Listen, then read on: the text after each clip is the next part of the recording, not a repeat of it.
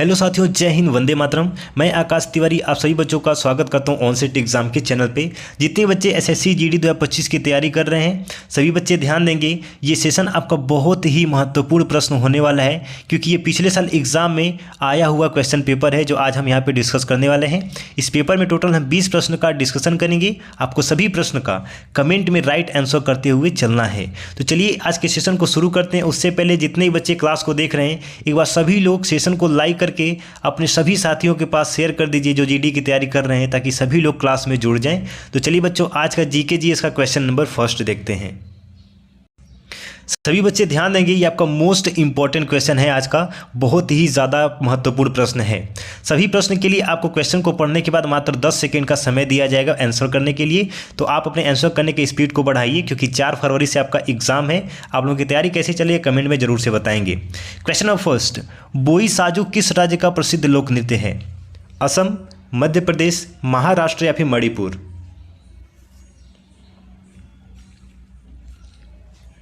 देखिए, बोई साजो किस राज्य का प्रसिद्ध लोक नृत्य है? ऑप्शन नंबर ए हो जाएगा, असम का एक प्रसिद्ध लोक नृत्य है बोई साजो। मध्य प्रदेश का मैंने आपको बता रखा है, राई नृत्य होता है। कौन सा होता है? राई नृत्य होता है। महाराष्ट्र का क्या होता है? महाराष्ट्र का प्रसिद्ध लोक नृत्य लावड़ी है। और मणिपुर का क्या है बच्चे? मणिपुर का रास लीला है। क्या है? रास लीला है। स्क्रीनशॉट ले लेंगे और रिवीजन जरूर से करेंगे। क्वेश्चन नंबर 2, झकोलिया किस राज्य का प्रसिद्ध लोक नृत्य है? गुजरात, महाराष्ट्र, मध्य प्रदेश या फिर केरल?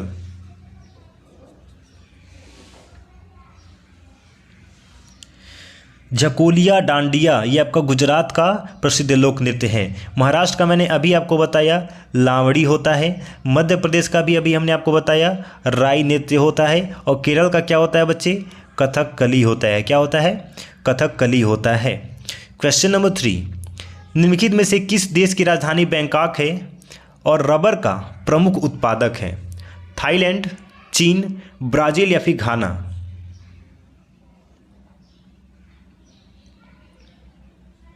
तो साथियों देखेंगे, हमको यहाँ पे 2 प्रश्न का उत्तर मिल गया। पहला तो थाईलैंड का राजधानी कौन सा हो जाएगा? बैंकॉक हो जाएगा। और रबर का प्रमुख उत्पादक कौन है? थाईलैंड है। याद रखेंगे, option number A is the right answer. बाकी बच्चे, चीन जो है ये चावल का अग्रणी उत्पादक देश है। यहाँ पे चावल बहुत ज़्यादा मात्रा में उगाया जाता है। और ब्राज़ील किस में उत्पादक में फर्स्ट है बच्चे? तो यह कॉफ़ी में और गन्ने में, कॉफ़ी में और गन्ने में सबसे ज़्यादा उत्पादक वाला देश है ब्राज़ील। याद रखेंगे। क्वेश्चन नंबर 3, प्रधानमंत्री के कर्तव्य संविधान के किस अनुच्छेद के अंतर्गत आते हैं? अनुच्छेद 78, अनुच्छेद 42, अनुच्छेद 19 या फिर अनुच्छेद 27?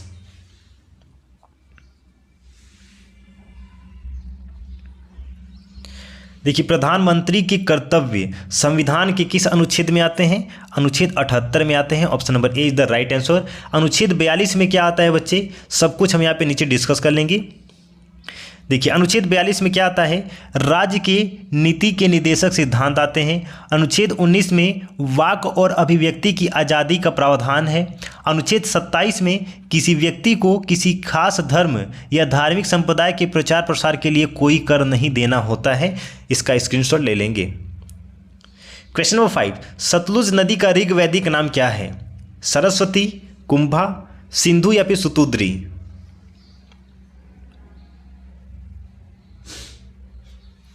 सतलुज नदी का ऋग वैदिक नाम सुतुद्री हो जाएगा। Option number D is the right answer.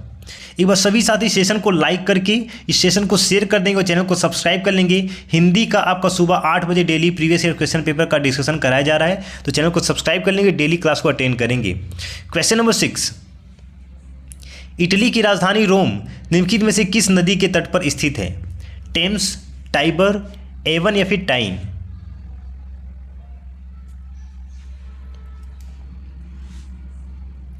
Option number B is the right answer. Italy की राजधानी क्या है? रोम है। और यह टाइबर नदी के किनारे पर स्थित है। कहाँ पे? टाइबर नदी के किनारे पर। और बच्चे, इटली की यह तीसरे सबसे बड़ी नदी है। कौन सी? तीसरी सबसे बड़ी नदी है, यह भी याद रखेंगे। क्वेश्चन नंबर 7, ऑप्टिकल फाइबर किस सिद्धांत पर काम करता है? प्रकाश का विवर्तन, प्रकाश का अपवर्तन, पूर्ण आंतरिक परावर्तन या फिर उपरोक्त में से कोई नहीं?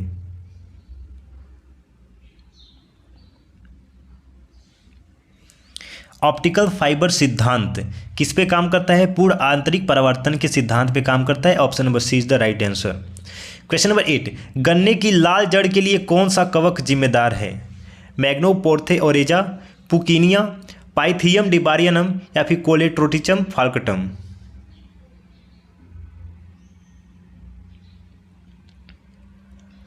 देखिए, गन्ने की लाल जड़ के कौन सा कवक जिम्मेदार है बच्चे?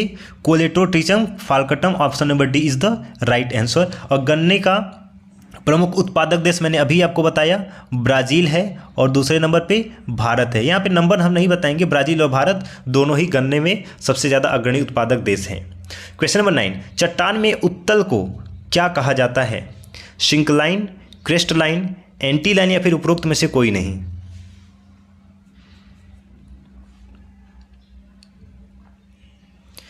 चट्टानों में उतल को क्या कहा जाता है? ऑप्शन नंबर सी हो जाएगा, एंटीलाइन कहा जाता है।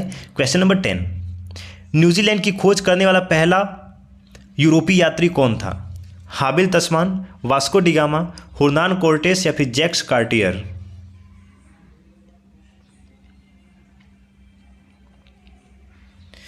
देखिए, ऑप्शन नंबर बी तो हम पहले ही हटा देते हैं क्योंकि हमको मालूम है कि वास्को डिगामा ने भारत का खोज किया था समुद्र के रास्ते। किसके? समुद्र के रास्ते इसने भारत का खोज किया था। और किस सन में किया था? तो सन भी याद रखेंगे, 1497 में किया था। और बच्चे, न्यूजीलैंड का खोज करने वाला पहला यूरोपीय यात्री कौन था? हाबिल तस्मान था। Option number A is the right answer. और किस वर्ष में उसने खोज किया था? तो 1769 में किया था। स्क्रीनशॉट ले लेंगे और रिवीजन कर लेंगे। क्वेश्चन नंबर 11, एक बार सभी साथी सेशन को लाइक करके शेयर कर देंगे सभी लोग।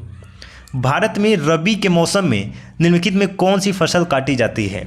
ज्वार, गेहूं, कपास या फिर जूट?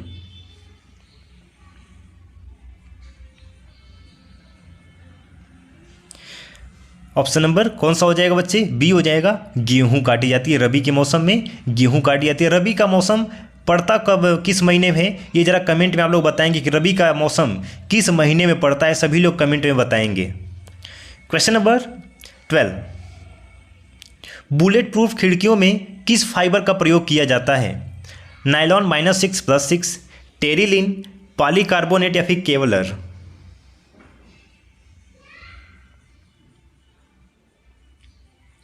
देखिए, बुलेट प्रूफ खिड़कियों में पॉलीकार्बोनेट फाइबर का यूज़ किया जाता है। ऑप्शन नंबर सी आपका सही जवाब हो जाएगा। क्वेश्चन नंबर 13, किस भारतीय राज्य की सबसे लंबी तटरेखा है? Very important question. Andhra Pradesh, Maharashtra, Tamil Nadu या फिर Gujarat?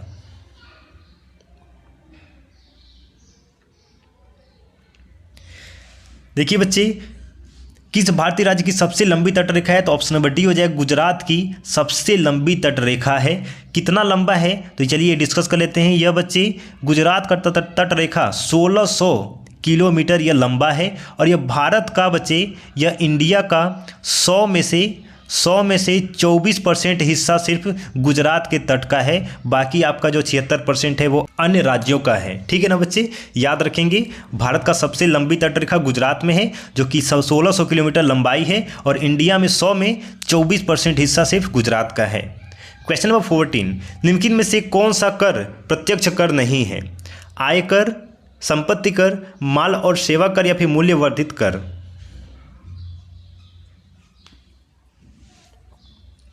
Option number C is the right answer. वस्तु और सेवा कर आपका प्रत्यक्ष कर नहीं है। क्वेश्चन नंबर 15, किस घटना के कारण आकाश का रंग नीला होता है? प्रकाश का विवर्तन, प्रकाश का प्रकीर्णन, प्रकाश का परावर्तन या फिर प्रकाश का अपवर्तन?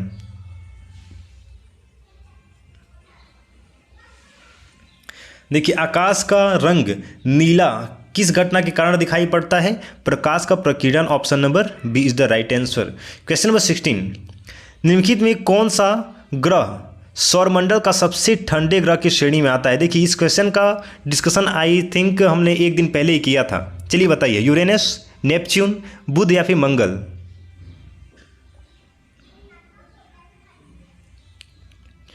देखिए, इसीलिए मैं आपको बोलता हूँ कि रिवीजन करते रहिए। रिवीजन करेंगे ना तो आपको ज़्यादा बेनिफिट मिलेगा। देखिए, सौरमंडल कि सबसे ठंडे ग्रह की श्रेणी में कौन आता है? यूरेनस आता है। Option number A is the right answer. इसका टेम्परेचर भी मैंने आपको बता रखा है कितना होता है, -195 डिग्री सेल्सियस से ये कहाँ तक चला जाता है? -224 डिग्री सेल्सियस तक ये चला जाता है। क्वेश्चन नंबर 17, निम्नलिखित में कौन सा दर्रा हिमाचल प्रदेश में स्थित नहीं है? बाराला, पाचाला, सिपकीला या फिर जेलेपला?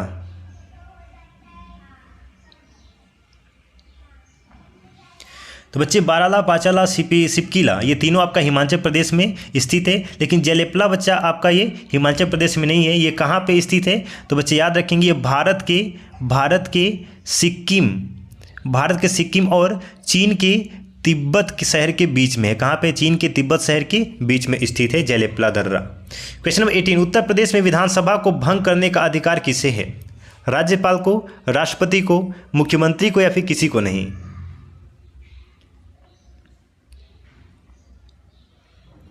अब देखिए किसी भी प्रदेश की विधानसभा किसके अंतर्गत आती है? राज्यपाल के अंतर्गत आती है। तो option number A is the right answer. विधानसभा को भंग करने का अधिकार राज्यपाल को है। ऑप्शन नंबर ए आपका सही जवाब हो जाएगा। क्वेश्चन नंबर 19, चूहों को मारने के लिए निम्नलिखित में से किस रसायन का उपयोग किया जाता है? Magnesium sulphate, calcium carbonate, zinc phosphide या फिर potassium aluminium sulphate?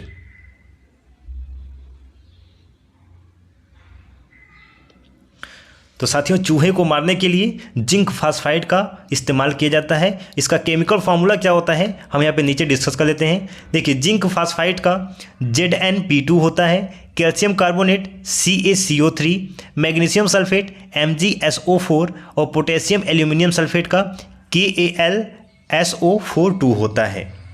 Question number 20 आज का अंतिम प्रश्न, courts of India past to present नामक पुस्तक के लेखक कौन हैं? जयंत कलिता, शशि थरूर, सत्यार्थ नायक या फिर रंजन गोगोई?